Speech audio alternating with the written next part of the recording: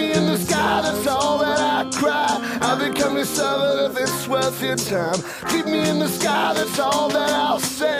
I'll become your soldier, at least for this day. Ooh, there are no atheists in a foxhole.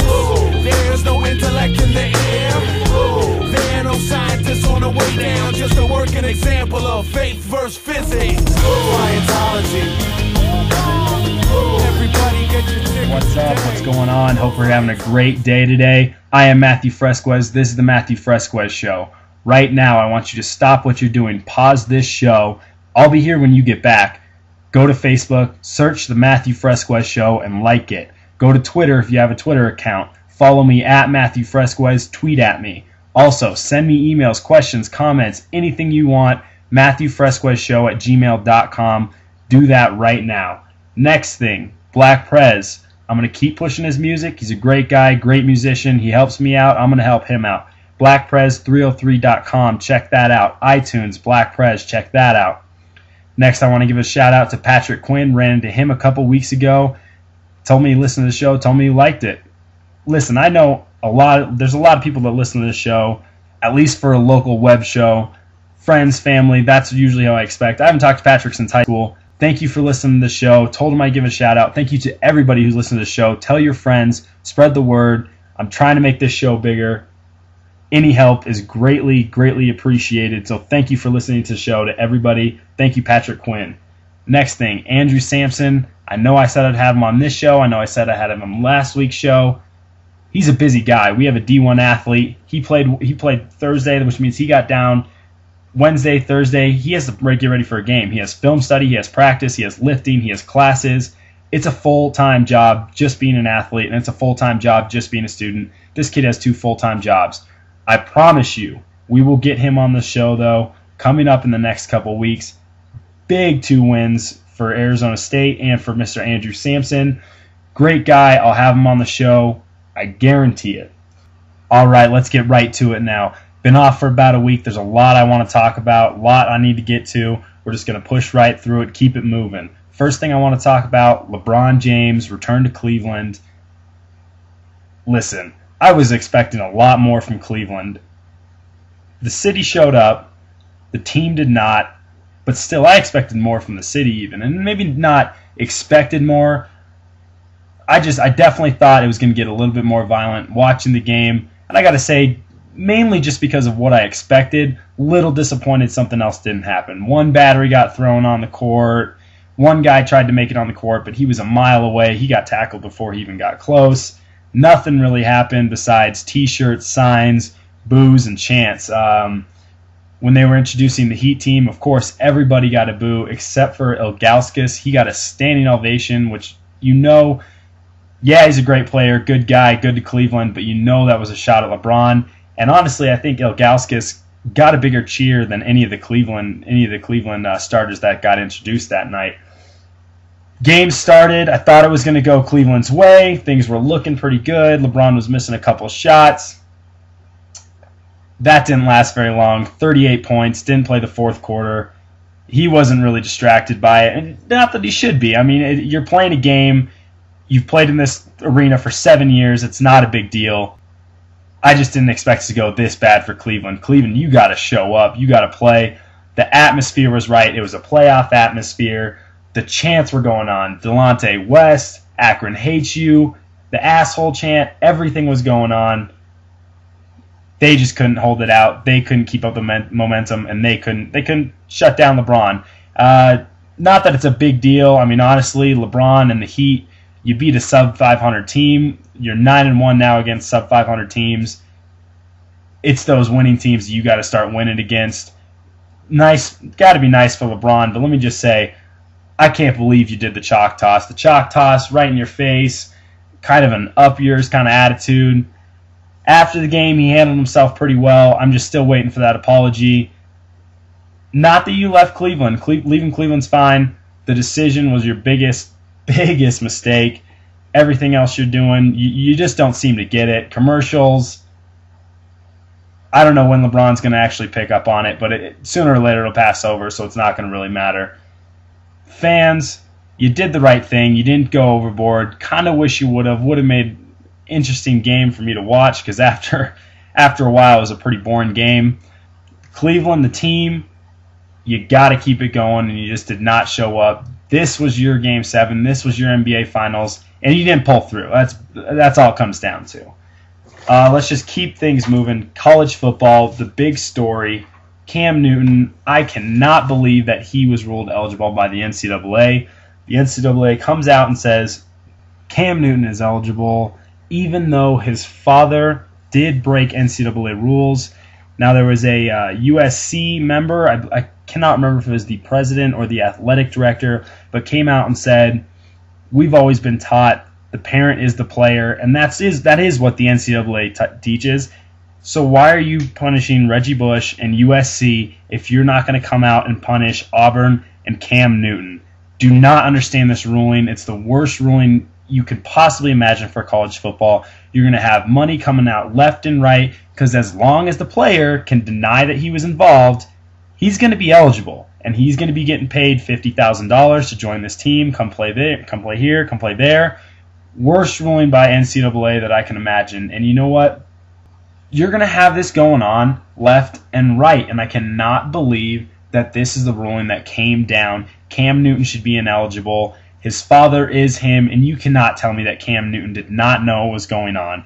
Based on the information, you're going to make this ruling, but you cannot tell me that Cam Newton did not know what was going on and did not know that his father was asking for money. And even if he didn't, still should not be able to play, still should be ineligible. This brings me next topic, TCU moving to Big East. Don't like this move either. Boise State comes to the Mountain West to join Utah, BYU, and TCU to make the Mountain West a pretty good conference and honestly probably fight the Big East for that automatic big qualifier to the BCS, because right now the Big East is garbage in football and it's ridiculous. But Utah goes to the Pac-10, BYU's becoming an independent, and now TCU goes to the Big East. So Boise screwed once again. Coming to the Mountain West, it's going to be the only tough team. They're going to kill every single team in that conference, every single game, blow them out by 40 or 50 points. And TCU, where are you going? You are going to the Big East. Even college sports, it's about money. You don't want Cam Newton not playing. You don't want Cam Newton not in the SEC title game. Who's going to watch the SEC title game if Cam Newton's not in it? Now, they're still going to get a huge audience. People are still going to come to the game, but you're not going to get as big of an audience if Cam Newton's not in that game. Who do you want in the national championship game? Do you want TCU bringing small area, small fans, small revenue against Oregon? Or do you want Oregon, Auburn, huge game, lots of revenue? You want Oregon, Auburn, and I believe that's why Cam Newton is eligible. And it makes me sick. If you want it to be about the money, start paying the players. I don't think you should do that, but you're making it about money anyways. Start paying the players. Keep your BCS, because we're not going to get a playoff system, because obviously it's all about the money, and it's all about getting that money from the BCS. I mean, you're looking at teams in Ohio, Indiana, Pennsylvania, New York, West Virginia. This is ridiculous that you are trying to join the Big East. It's not just one team that has to travel. You make this move because the football team wants an automatic qualifier. I understand, but all the rest of your teams, baseball, basketball, every other team has to travel. And you think TCU is going to have a chance in the Big East in basketball? No, nowhere near how good they were going to be if they would have stayed in the Mountain West, because they can't compete in Big East in basketball. Now, you can't necessarily blame TCU. You have to take what you can get. You need that qualifier. You need more money, whatever. I guess I just have to blame the system. I blame the BCS for doing this and setting this up. We should have a playoff system. Records count. That's about it. And you have to blame it on the NCAA, because once again, it's all about money, and that's all it's ever going to be about. So until they stop making it about money, and until they start making this amateur sports like it's supposed to be, you're going to have teams moving. You're going to have players accepting money, all of that kind of stuff. But if you want to talk about a sport and you want to talk about the league that's all about the money, you got to look at the NFL. The NFL is where it's at when it comes to all about money. I know the fight was a week ago. It's been a while. But the Andre Johnson, Cortland Finnegan fight, I love the fight. The fight's not what I have a problem with. Andre Johnson, you got to throw down right there. You got to get in that fight. And you don't see fights in the NFL. Basketball, you see him every once in a while. Hockey, you see him about once a game.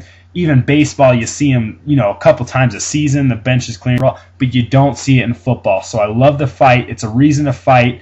Cortland, he's a little bit of a dirty player.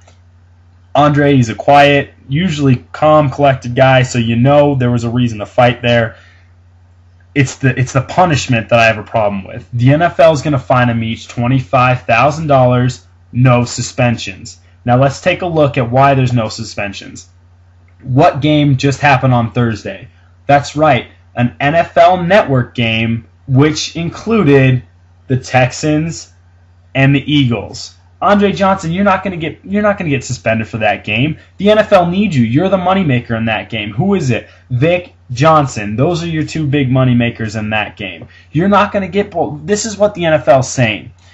If we have a big game coming up and you're a big player, you're not going to get suspended. Go ahead, throw a punch, drop an elbow, drop kick somebody. Do what you got to do. We'll slap you for $25,000 fine. We need you for next game because we need the revenue. So you'll go ahead and play. So do what you got to do this game. And what really gets to me about this, James Harrison, linebacker, Pittsburgh Steelers, has been fined $125,000 this year alone for hits during the game. So while the fastest sport is going on, things are moving, he's trying to make a play, he's trying to make a hit, he's trying to make a tackle, he's trying to stop the ball. During this, he lands an illegal hit, which, let's put quotations around that, an illegal hit, and he's getting fined for this. He's getting fined $50,000 per hit, and all you're going to do is fine Andre Johnson and Cortland Finnegan $25,000 each. This is ridiculous. If either one, up the fine and suspend these two, or stop fining Harrison, because Harrison is playing the game the way it's meant to be played. I understand you have to protect your players, but that's not what you're looking out for. You're looking out for the NFL. You're looking out for yourselves, and that's what Roger Goodell and that's what everybody else and in the NFL organization is doing. They're looking out for themselves, not looking out for the players. They're trying to make money, and it's getting ridiculous. It is getting ridiculous, and it's getting to the point where the NFL is really starting to piss me off about this, and I have no problem with the fight that took place. The punishment, you know what? You might as well just get a brawl going every single game because that'll up your revenue. And then go ahead, don't suspend them because you're going to need them next game. So Peyton Manning, the next time a defensive end comes in there, drop kick him. Drop kick him. Don't worry, you're Peyton Manning. You'll be in the game. Don't even worry about it. All right, last topic I want to talk about really quick, being that most of my listeners are from Colorado. Rockies make a huge deal to sign Troy Tulowitzki, and they also get Jorge De La Rosa, but they get Troy Tulowitzki to a 7-year extension, which will keep him through 2020. This is now worth $157.75 million over the next 10 years. And I got to say, I love this deal. It's amazing. It is the 8th highest in baseball history over a 10-year contract. But honestly, Troy Tulowitzki deserves it, and some are saying, why do you sign them to an extension? You still have him for a couple more years. Why are you reworking this deal? You do this because you don't want him to go out on the free agent market. You don't want the Yankees coming in 10 years, $200 million, when the Rockies are going to come in with 7 years, $134 million. So I love this move.